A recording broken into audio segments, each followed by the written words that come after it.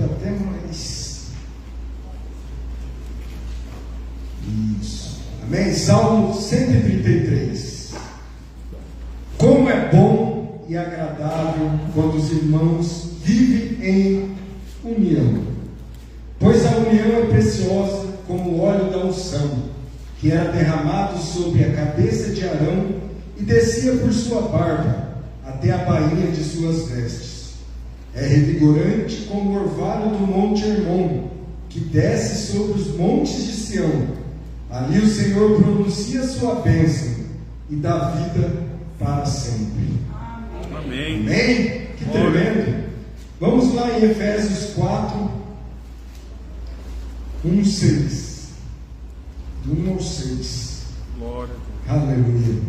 Aqui o título é A Unidade do Corpo de Cristo. Efésios 4.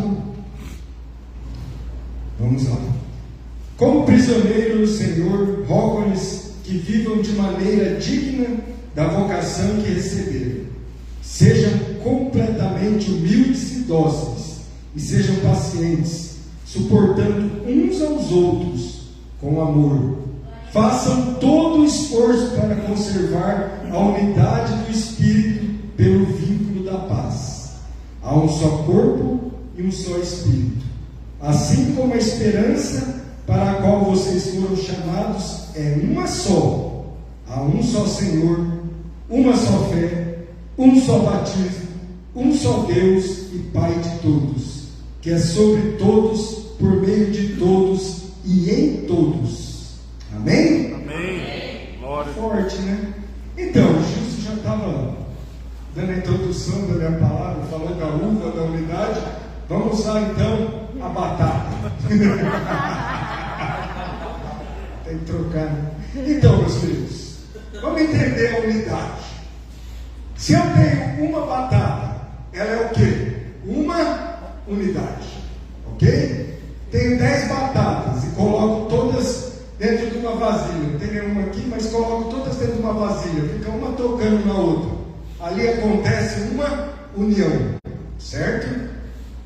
Vou lá, cozinho ela, amasso, faço um purê da hora. Ela vira o que agora? Uma unidade. Você não consegue mais dividir as batatas que estavam ali unidas. Virou uma unidade. Ó, liquidificador, purê. Tive que se virar aqui, né? Então, meus queridos, isso é unidade.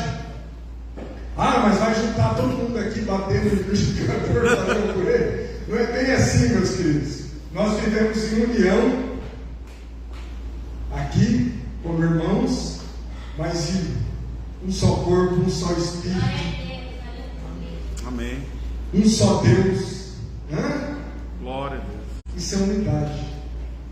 Nós falamos muitas vezes que somos muitos por esse mundão afora, mas na verdade nós somos um em muitos lugares. Já parou para pensar nisso? Porque se nós somos um em Cristo, um só corpo, uma só igreja, um só Deus, aonde nós estivermos, nós somos um só, mas estamos em muitos lugares. Amém? Glória a Deus. Entendido? Então vamos lá. Glória a Deus. Vamos andar aqui. Deus move em um ambiente de santidade. Deus não se move onde há discórdia, bagunça, desacordo, briga, contenda. Ali, meu querido, é o que o inimigo quer. E é isso que o inimigo tem tentado fazer em nossas vidas, família, ministério, igreja, empresa, aonde ele estiver, escola. Ele quer causar o caos, a desordem. Ele quer trazer o desacordo entre as pessoas e depois falar de uma falsa paz, porque ele sabe que quando um povo está unido em unidade, esse povo triunfa, mesmo sendo para o lado bom ou para o lado ruim. A união, ela faz com que triunfamos, que prosperamos, que avancemos.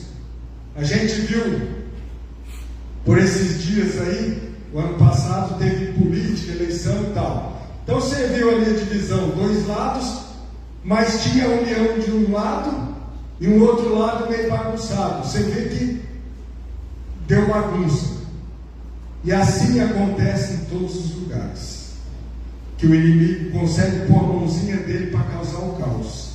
Então, com isso, eu quero levar os amados a gente refletir aqui em 5 pontos, 5 tipos de unidade que a gente vai falar nessa noite. A primeira é a unidade com minha equipe de trabalho, com meus amigos. Essa unidade no meu trabalho. Vamos falar primeiro. Então, onde a gente circula no mundo secular aí, quem é que trabalha? Então, quer dizer, você trabalha na igreja ou você trabalha numa empresa? Ou é empreendedor? Você lidar com outras pessoas. Todo mundo que você conversa e lidar no dia a dia é da igreja?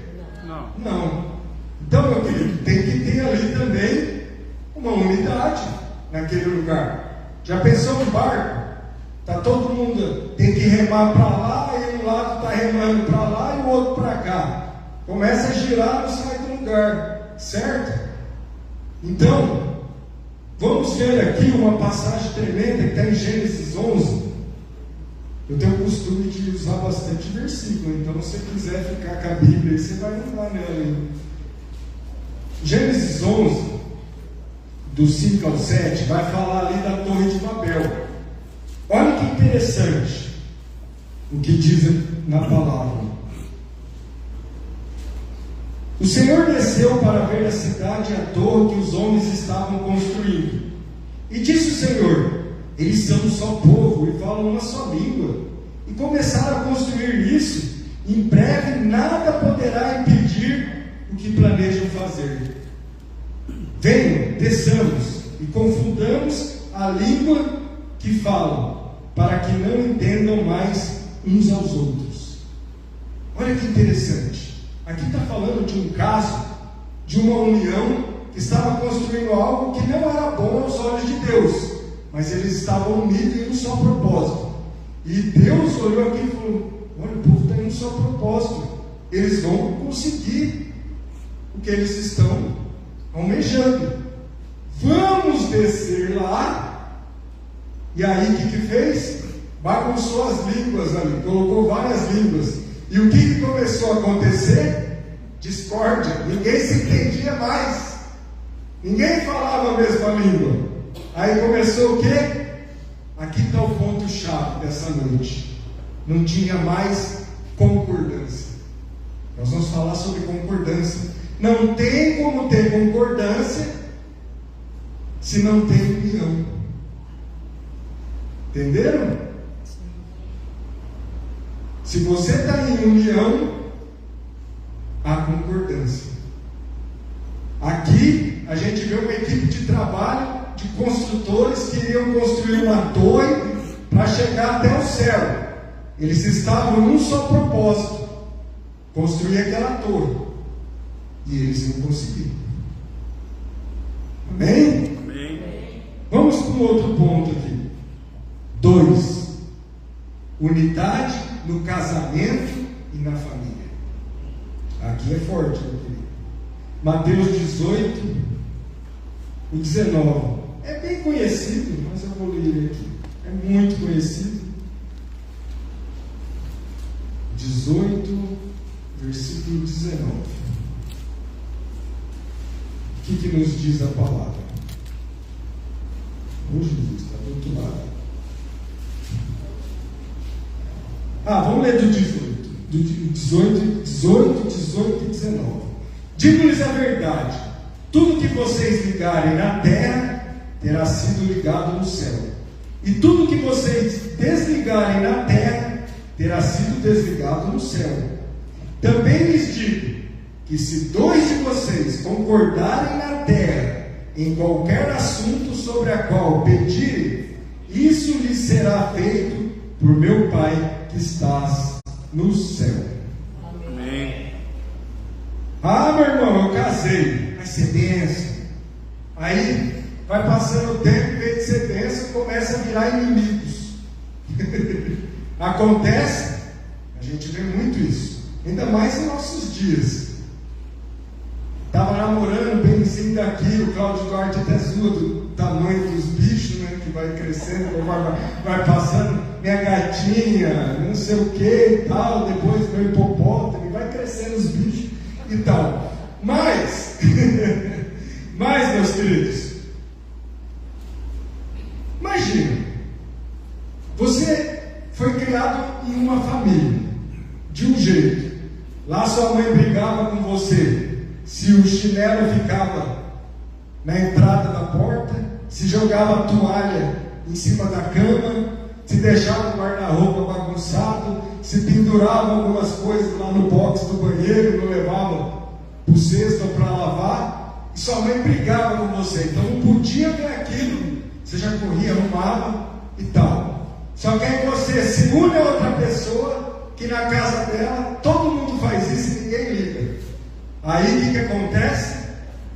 Vou falar um pouco. Aí numa casa tinha fartura, na outra os pais eram mesquinhos, era divididinho, não tinha dinheiro mesmo, condição, então o negócio era divididinho. Aí, meu casamento é um negócio fantástico, só Deus para pensar em algo assim. E todo projeto de Deus é bem sucedido, ele não é para falhar. E Deus criou tudo isso e faz o quê? Quando você casa, você junta. A pessoa foi criada de um jeito, uma pessoa foi criada de outro jeito. E aí você vai morar junto. Porque quando você namorava, você chegava na casa da sua esposa, ela estava tomando banho. Muitas vezes ela já tinha se alimentado um tanto, então você saía comer um lanche. Aí quando você casa, ela come 3, 4, e você fala, meu Deus, onde estava? Ou o marido. Não é revelação não, irmão, só estou citando assim algumas coisas. Então, o marido também, o marido era todo comportadinho em casa, ele faz aquilo debaixo do edredom lá, que você fala, meu Deus, tem um bicho morto aqui. Não, é seu marido soltando os negócios lá. Isso é um casamento, a gente ri, mas isso é uma união. Você se uniu com o seu marido, com a sua esposa, e você foi para o lar. E ali o negócio começa a acontecer, o relacionamento do casal. E todo casal casa querendo construir o quê? Uma família, ter filhos. E vai vir o primeiro filho, mas antes vamos focar na família ali, no casal. E aí aquilo que era para ser bênção, conto de fadas, começa a virar uma bagunça. O marido vinha, estoura o cartão todo mês, recebe 2.000, gasta 3. Aí a esposa quer um sapato, não tem dinheiro. Na casa dela ela tinha um sapato. Rapaz, vai virando uma bagunça. Vai virando um negócio muito doido. Aqui eu quero deixar um segredo para vocês, que não é tão segredo que a gente leu. A concordância. Você quer mudar seu casamento? Você quer fazer uma reviravolta na sua família? Comece a andar em concordância. Quando eu falo em fazer alguma coisa e a minha esposa vem e fala, eu não concordo, e muitas vezes eu fui lá e fiz. Meu irmão, tem coisa que até hoje eu estou resolvendo o problema de algo que ela falou, não vai, eu fui. Não vai, eu fui. A mulher, ela tem um tino, algo sensível. Quando ela fala assim, meu irmão, para. Não é porque você é o homem da casa, você é o babão. Para, reflete, dá um tempo. Porque na maioria das vezes ela está correta. E se você for, não está tendo concordância. O que a palavra diz aqui? Se 2 concordarem aqui, será ligado no céu. Mas se há discórdia ali, meu querido, vai dar ruim. E o casamento, a gente tem que andar em concordância. No casamento, a gente tem que ter diálogo. Diálogo. Se eu perguntar aqui, eu estou tentando corrigir isso há anos em casa. Assim, que todos saibam de tudo que está acontecendo na vida de um e do outro. Precisa saber, meu querido. Tem que ter essa cumplicidade no casamento. Precisa ter essa união, essa unidade. Você casou e você virou um só corpo. Então, os dois têm que viver em concordância. Amor, eu queria uma casa, eu queria um sobrado. Aí ela fala, não, eu queria um apartamento. Opa, peraí, vamos ajustar aqui. Casamento é ceder. Às vezes, vamos chegar. Eu queria um sobrado, você queria um apartamento. E se a gente pegar uma casa, que ninguém está para cima e nem entrar no apartamento? Legal. Como que você quer? Eu queria uma suíte, eu queria um quarto assim, um quarto para o bebê e tal. Show. Tem dinheiro? Não tem. Não, vamos juntos concordar, vamos orar, vamos pôr esse projeto na mão de Deus, porque nós estamos ligando aqui, e isso vai acontecer lá na frente. Quanto você menos espera, de repente de Deus chega na tua vida, e acontece. É simples assim. É nós que complicamos tudo. Eu lembro, há um tempo atrás, eu fazia consultoria financeira. Então eu atendi o pessoal. E eu comecei a estudar, e conforme eu fui me achando bonzão, fui entrando em alguns investimentos, e eu comecei a ver assim, comecei a ganhar muito dinheiro, mas eu comecei a me alavancar. Comecei a ficar doido. Aí eu mostrei para minha esposa, ela falou, isso aí não entra nisso não. Não entra nisso não. Aí eu falei, não, eu sou bonzão, fiz um monte de gente ganhar dinheiro, porque eu não consigo. Meu irmão, tomei uma paulada, e justo na pandemia ainda. Até hoje eu estou consertando algo, que se eu tivesse concordado com a minha esposa, eu estaria de boa hoje. Então você vê assim, são momentos que a gente precisa refletir.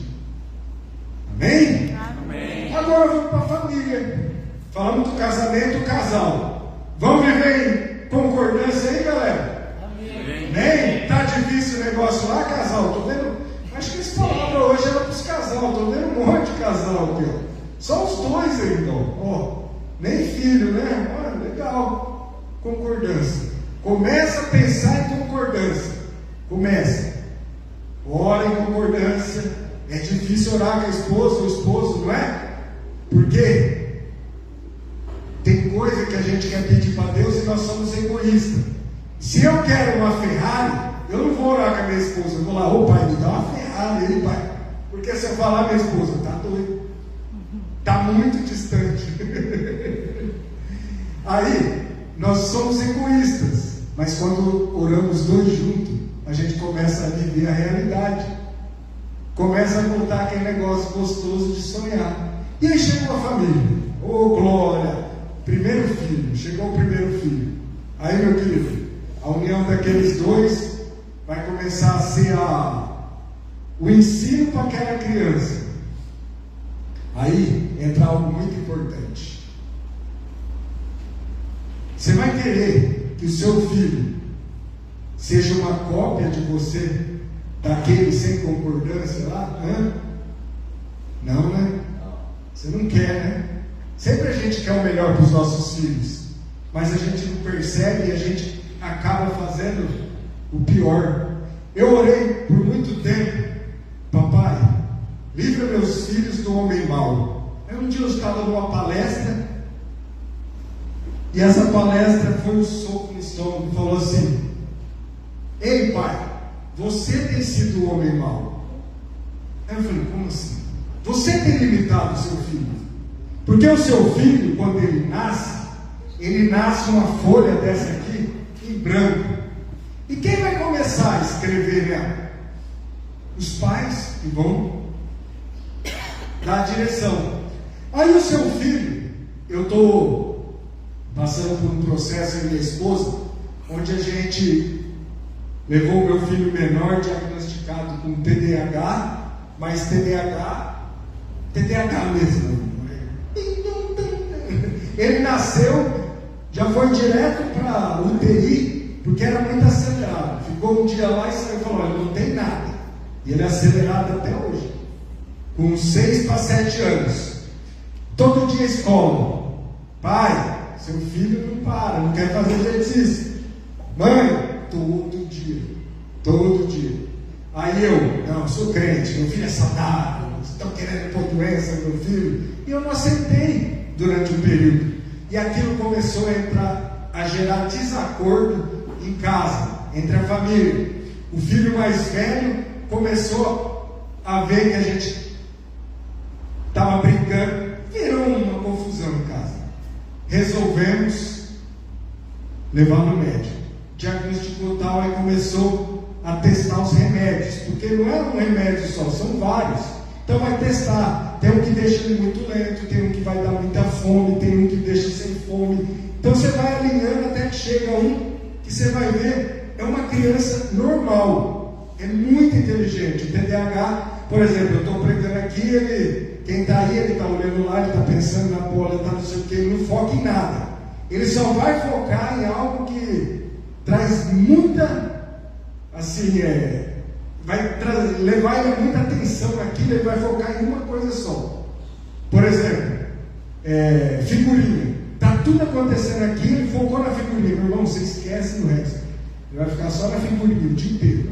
E se você for pegar no pé, ele vai ficar ansioso. Vira um negócio assim. Aí você imagina você tranquilo. Eu tenho um filho de 13 anos, na época 7. De repente, vamos ter mais um filho? Vamos. E de repente vem um acelerado. Você já está uma idade a mais, né? E tal, você quer dar aquela sossegada e vem. Meu irmão, começou a dar problema em casa. Ah, mas você está preparado para um filho? Meu querido, não tem medo. Você vai ter o seu filho, planeja, tenha seu filho, é bênção.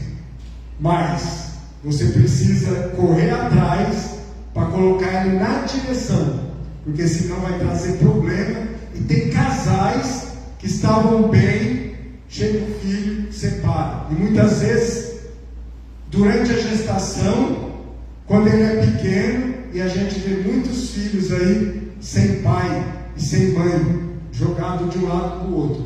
Por quê? Não teve concordância, não teve sabedoria na criação. E a família, eu falando isso, a gente começou. A minha esposa, vou levar no médico, eu não concordava. Vou levar no médico, amor, ele é saudável. Olha aí, inteligente, saudável. Até chegou a hora, amor, eu concordo. Foi a melhor coisa que a gente fez. Porque eu entendi, se eu deixasse daquele jeito, ia crescer uma criança frustrada.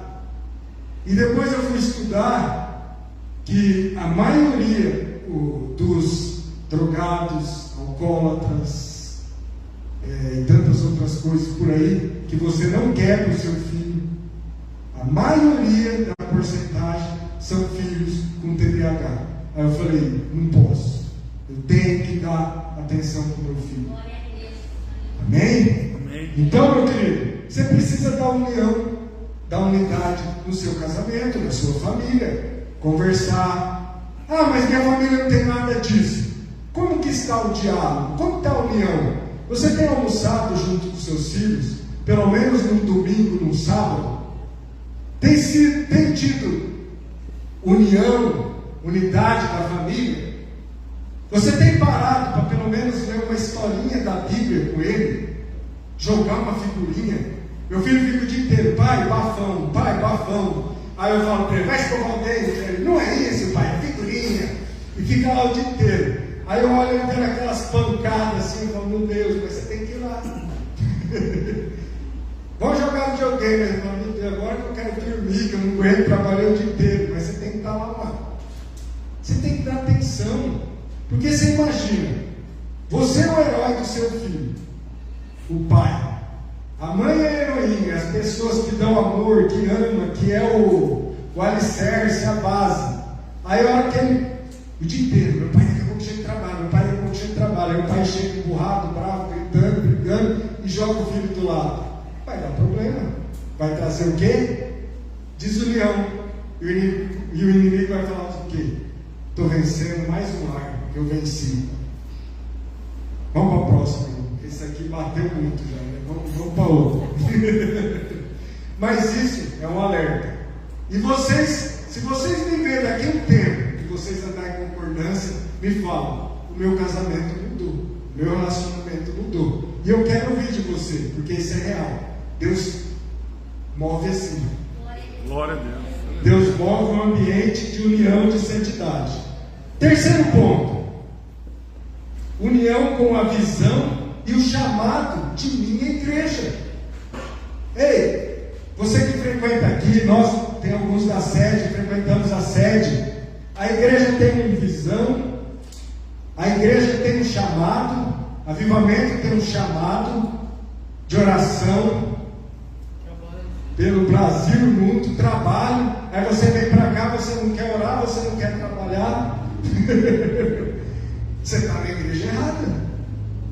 Agora, se você entrou aqui e você tem desacordo com o seu pastor, desacordo com a visão da igreja, vai dar bom o negócio? Não vai. O pastor está falando isso aqui, eu não concordo. Vai nele. Pastor, me explica melhor esse negócio. Está descendo, não. Mas não vira um rebelde. Não vira um rebelde.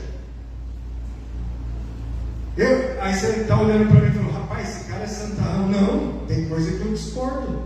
E às vezes a gente troca ideia. A gente tem uma terça-feira que o Gerson está indo lá agora. Ele está vendo. Está mostrando a visão. Ô pastor, e tal coisa aí, é desse jeito ou não é? Aí entra lá para alinhar a liderança. Você imagina o pastor, nós vamos por aqui, e os irmãos, nós vamos por lá. Aí o outro, não, nós vamos por lá. Para onde que vai esse povo? Aí chega um irmão novo na igreja, um novo convertido. Aí ele vai um dia na reunião e ele fala, ué, que igreja é essa? É o corpo de Cristo, mas tem uma mão andando lá, um pé andando lá. Vai morrer. Tem que viver em unidade. Aí você fala, mas aonde está isso na Bíblia? Você pode ir lá em Atos. Pega Atos do 1 ali e vai embora. Vai lendo para você ver. Você vai ver que estavam reunidos em oração, no mesmo propósito, e veio o Pentecoste. E o Espírito Santo, que era a promessa, desceu sobre eles. Glória a Deus. Estavam em união, em unidade, unidos em unidade, buscando um só propósito: ficar em Jerusalém, que serão revestidos de poder. Fique em Jerusalém, que serão revestidos de poder. Glória a Deus. E eles falaram, vamos para Jerusalém, que nós vamos ser revestidos de poder. E como será esse poder? Vamos orar buscando esse poder. E o poder veio. Glória a Deus. E depois que aquele poder veio, meu irmão, começou a contagiar. Que até hoje está aqui, né? Começou lá. E como que o cristão naquela época contagiava os outros? Pelo seu jeito de andar, seu jeito de agir, seja nos negócios, aonde ele está, o seu exemplo. Era assim que ele contagiava. Porque as pessoas olhavam assim e falavam, rapaz, o que é aquilo? Aquele povo unido. Olha que lá não tinha nada para comer, está magrelo, só a carcaça. Agora está bem vestido, saudável, porque eles andavam em unidade. Eles repartiam pão, eles repartiam o que tinham, eles ajudavam os outros. Ei, se você não anda em unidade na igreja, aqui, se você não tem um relacionamento, você não tem como o seu irmão saber a sua situação. Talvez o irmão que senta do seu lado não está com a conta de energia 3 atrasada, talvez cortou e ele não pôde vir hoje porque não tinha energia. Teve alguns que é o caso da água, mas talvez ele está sem água e sem energia agora. E está sentado do seu lado, mas simplesmente ele está só em união, ele só está tocando ali igual a batata. Mas nós vamos chamar para ser o purê. Glória a Deus. Para saber, a célula é tremenda por causa disso. Quando nós reunimos no lar, em pequenos grupos, a gente começa a conviver, meu irmão, e a gente começa a ver cada coisa. Eu já vi célula de irmão que está ali e ele não tinha que comer, só que na igreja ele ainda tinha roupas boas e chegava lá e você olhava, irmão, tá? E aí, irmão, só vitória, rapaz, só vitória, o irmão está passando perrengue. E a hora que você sabe, irmão, nós estamos aqui do seu lado, irmão, o que você está precisando? Pelo amor de Deus, fala com a gente. E aí o negócio, a gente dava aquele suporte para a pessoa se erguer, começar a andar de novo. Mas isso só acontece num ambiente de unidade. O milagre da unidade. Glória a Deus. Eita glória! Glória a Deus! É Jesus, é tremendo isso aqui, meu irmão. Vamos lá, que a hora está passando aqui. Quarta unidade entre discípulo e discipulador. Eu vou ler Eclesiastes 4. Entendeu? Eclesiastes 4, do 9 ao 12. O que nos diz aqui? Ó? É melhor ter companhia do que estar sozinho, porque maior é a recompensa do trabalho de duas pessoas. Se um cair, o amigo pode ajudá-lo a levantar-se. Mas pobre o homem que cai e não tem quem o ajude a levantar-se. E se dois dormirem juntos, vão manter-se aquecidos. Como, porém, mantém-se aquecido sozinho? Um homem sozinho pode ser vencido, mas dois conseguem se defender-se. Um cordão de 3 dobras não se rompe com facilidade. Discípulo e discipulador. A gente vem trabalhando há anos já na nossa amada igreja com discipulado. Você andando com alguém, você andando junto, um dando suporte para o outro. Tiago 5 vai falar: confesse os seus pecados uns aos outros para que haja cura. Você já parou para pensar? Você tem que andar, você não pode andar sozinho. Está acontecendo tal problema comigo. Pastor, estou com problema, pastor. Meu Deus, pornografia. Ai, pastor, estou com problema aqui, lá no trabalho. Me chamaram para dividir um negócio lá que não está legal. Vai dar um dinheirinho aí e eu estou querendo. Aí você vai falar, irmão, está certo isso? Não está, é por isso que eu estou falando para você, vamos orar. Confessou o pecado, orou, pecado confessado, pecado perdoado, e vai passando uma, duas, e aí? Pastor, eu uso uma droguinha lá, eu quero sair, pastor, eu usava, vim para a igreja, me converti, e esse dia eu estava numa rota lá, me ofereceram, vai, não vai, eu caí. Aí eu, meu irmão, dá a mão aqui, estamos juntos, levanta, limpa, vamos andar juntos, eu estou contigo. Caí de novo. Não, estou contigo. Chega uma hora, meu querido, que a pessoa se levanta e começa a andar os dois juntos, e aí não cai mais, e aí aquele que foi levantado, ele começa a passar isso para um outro, e aquilo vai multiplicando, e você começa a ver uma sociedade sendo curada. Aquela igreja que era uma igreja pequena, que não era próspera, começa a prosperar. Vidas começam a ser restauradas, porque começou a ter uma unidade, começou a ter saúde. Aquela igreja começou a ter saúde, e o milagre da unidade mais uma vez acontece. Glória a Deus. Aleluia. Então, meu querido, você precisa andar com alguém. Tem alguém que você pode andar, tem um parceiro, mas eu vou falar para você: ei, você é casado, você precisa de um parceiro casado. Andar com o irmão, porque você vai andar com solteiro, ei, fui na balada. Irmão, você é crente, você não tem que andar com o cara que vai na balada, está solteiro. Ei, fala Deus. É desse jeito, irmão, você tem que ver a companhia. E dentro da igreja, você tem que procurar alguém que é homem ou mulher valoroso. Porque se você falar para a Rede Globo, logo o negócio está toda a igreja sabendo: irmão, contei para você negócio aqui, guarda. Aí de repente todo mundo da igreja está sabendo. Aí não, meu irmão, você tem que, irmão, é amigo mais chegado que irmão. Você precisa ter uma pessoa, no mínimo uma. Você não pode andar sozinho. E para a gente finalizando aqui, o quinto, a unidade entre eu e Deus. Aleluia. Eu deixei ela por último, porque ela é a principal. Você pode fazer tudo isso aqui que eu falei até agora, na força do seu braço, no seu intelecto, Mas se você não tiver unidade com Deus, que Deus é Pai, em concordância, que fez toda a diferença no Getsemane. Quando ele estava lá no Getsemane e foi orar: Pai, se possível for, afasta de mim esse cálice.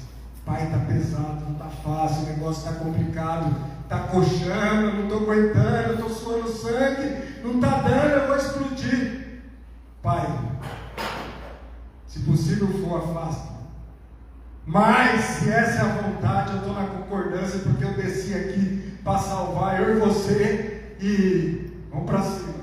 E o Pai falou: concorda? Concordo. E Ele deu a vida por mim e por você. Glória a Deus. Jesus concordou. O Pai concordou em dar seu único filho.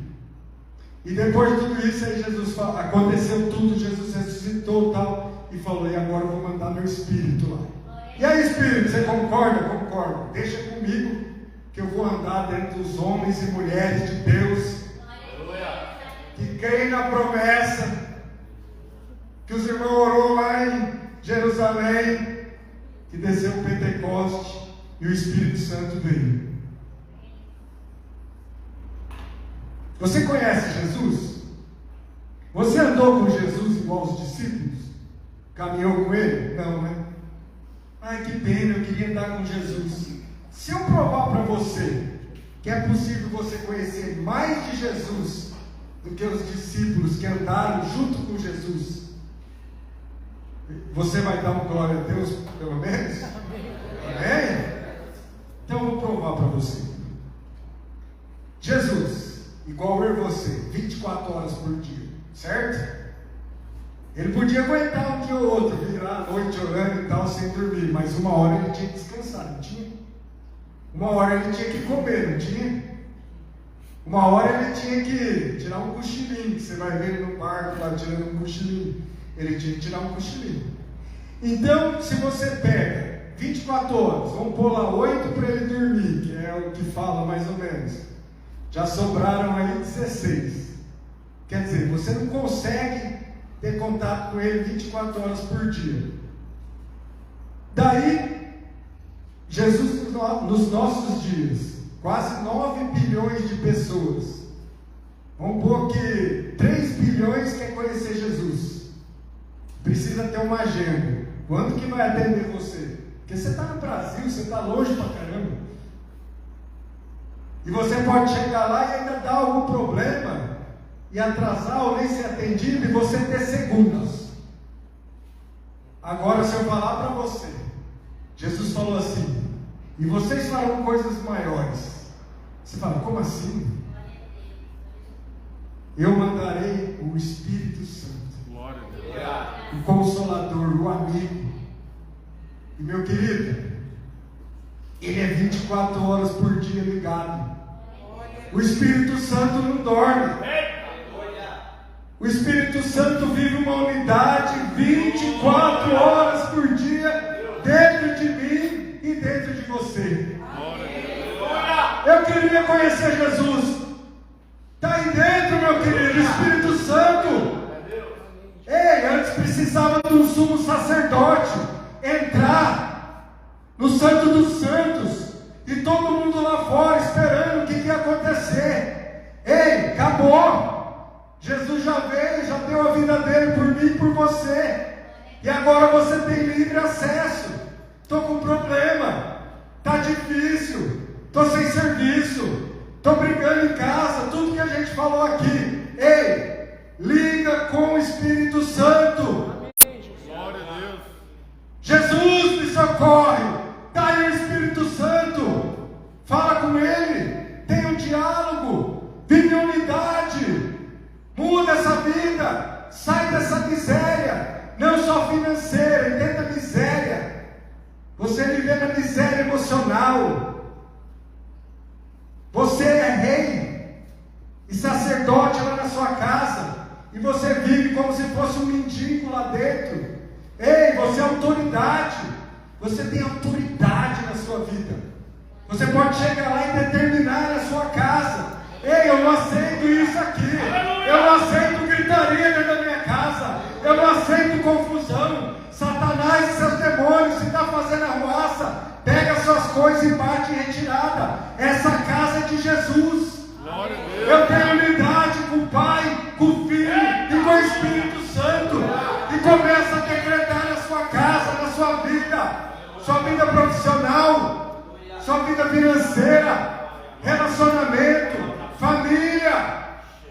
Ei, você que não encontra seu pai, sua mãe, está com briguinha, com a sua cunhada, que talvez morreu sua sogra e ela falou que ia te dar uma cômoda. E aí a sua cunhada chegou, levou embora e virou briga na família e nem se reúne mais por bobeira. Ei, não é hora mais. Estamos nos últimos dias. Últimos dias.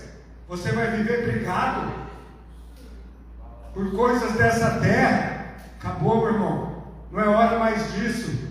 É hora de viver em unidade. Se põe de pé. Aleluia. Glória a Deus. Aleluia. Aleluia. Glória ao teu nome, Jesus. Aleluia. Você crê no milagre da unidade? Você crê que Deus está aqui?